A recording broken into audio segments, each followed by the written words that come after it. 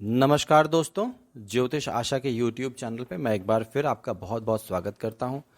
आज जिस कुंडली के विश्लेषण को मैं आपके सामने लेकर आया हूं, वो मुगल साम्राज्य का आखिरी शासक और आक्रांता, बेहद ही निकृष्ट और क्रूर व्यक्ति औरंगजेब की कुंडली। ऑनलाइन और किताबों से सर्च करने पर ये जानकारी प्राप्त हुई कि इस आक्रांता का जन्म 3 नवंबर 1618 में गुजरात के दाहोद में दोपहर के समय में हुआ था। इसके हिसाब से जो इसकी कुंडली बनती है वो कुछ इस प्रकार है। कुंभ लग्न की यह कुंडली, जिसमें लग्न में गुरु बृहस्पति विराजमान है, चौथे भाव में चंद्रमा और शनिदेव वृषभ राशि में हैं, छठे भाव में कर्क राशि में केतु हैं, सप्तम भाव में सिंह राशि में बलशाली मंगल हैं, नवम भाव में अर्थात भाग्य स्थान में तुला राशि में सूर्य और बुध की युति है। लाभ के भाव में धनु राशि में शुक्र हैं और 12वें भाव में मकर राशि में राहु स्थित हैं।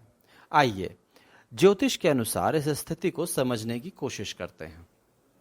लग्न में गुरु हैं, लेकिन मंगल की 7वीं और शनिदेव की 10वीं दृष्टि के कारण यह पीड़ित हैं। इस क्रूर ग्रहों और पाप ग्रह की छाप औरंगजेब के व्यवहार पर अवश्य आती होगी। ये स्पष्ट है कि ये व्यक्ति निर्दयी, कट्टर और धर्मांध रहा होगा। हिंदुओं को डराना और दूसरे धर्म के धार्मिक स्थानों को लूटकर उसे बर्बाद कर देने का इतिहास इस कुंडली की सत्यता को प्रमाणित करता है।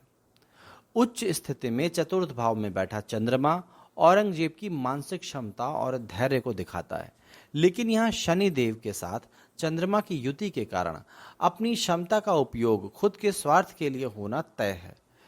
यह अपनी महत्वाकांक्षाओं के लिए किसी भी प्रकार का षड्यंत्र कर सकता है और शेर की भांति घात लगाकर सही समय का इंतजार करने से भी पीछे नहीं हटता।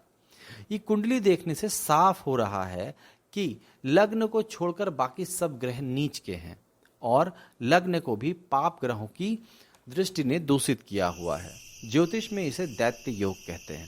इसके प्रभाव में जातक षड्यंत्रकारी, पाखंडी, स्वार्थी और निर्दयी हो जाता है।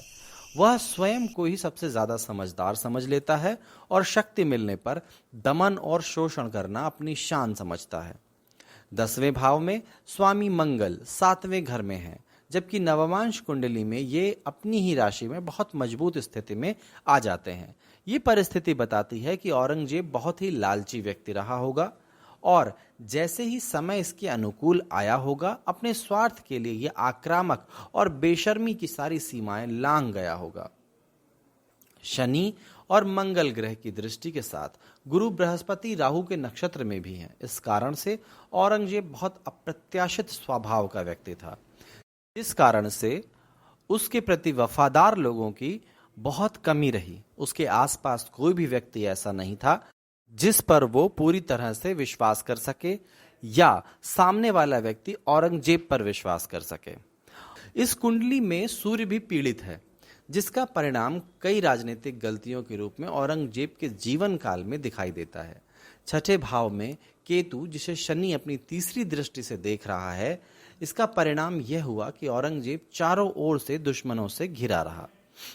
औरंगजेब की इस कुंडली में कई राजयोग भी हैं, जिस कारण से ये राज परिवार में जन्मा और एक लंबे समय तक भोग विलासिता में डूबा रहा। कितना भी मानसिक असंतुलन हो रहा हो, लेकिन शारीरिक सुख में कभी कमी नहीं आई। इससे भी धन योग बनता है। केंद्र में बैठे गुरु और केंद्र में बैठा चंद्रमा गज केसरी योग का निर्माण भी कर रहे हैं, लेकिन शनि की उपस्थिति के कारण गज केसरी का प्रभाव शालीन नहीं रह जाता है।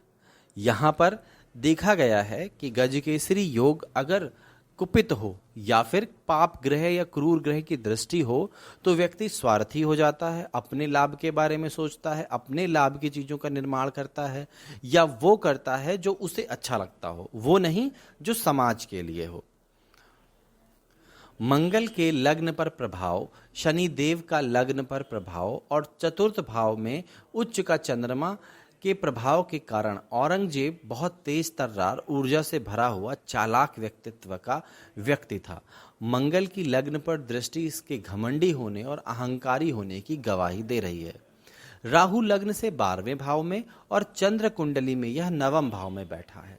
और शनि की जो स्थिति यहाँ बन रही है उससे ये कहा जा सकता है कि औरंगजेब के रिश्ते अपने पिता से अच्छे नहीं थे। सूर्य भी तुला राशि में नीच का हो गया है, इस कारण से भी औरंगजेब के मन में अपने पिता के प्रति कोई सम्मान नहीं था। इस प्रकार एक बात तो ग्रहों के चक्र ने साफ साफ बता दी कि ये आक्रांता किसी का भी सगा नहीं था। इसने सत्ता पाने के लिए अपने पिता को बंदी बनाया और अपने भाई को फांसी पर चढ़ा दिया।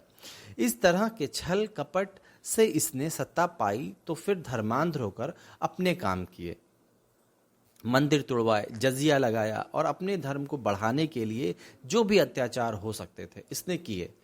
और ये सब औरंगजेब की कुंडली में ग्रहों के माध्यम से साफ समझा जा सकता है। दोस्तों, यह थी औरंगजेब की कुंडली जिसका विश्लेषण मैंने आपके लिए किया, जिससे यह प्रतीत होता है कि औरंगजेब किस तरह का शासक था। अगर आप चाहते हैं कि मैं आपकी कुंडली का विश्लेषण इसी तरह से वीडियो बनाकर करूं, तो आप अपना जन्म स्थान, जन्म समय और जन्म तारीख हमें कमेंट में दें। अगर आप हमसे अपनी कुंडली दिखवाना चाहते हैं और आमने सामने बात करना चाहते हैं फ़ोन पर, तो आप हमसे 7007012255 पर संपर्क कर सकते हैं और समय ले सकते हैं। इस वीडियो को लाइक करें, शेयर करें और हमारे ज्योतिष आशा के YouTube चैनल को सब्सक्राइब जरूर करें। हमारी रोचक और जानकारी बढ़ाने वाली वीडियो कहीं आपसे छूट न जाए, इसके लिए बेल आइकन को जरूर दबाएं। जय श्री राम।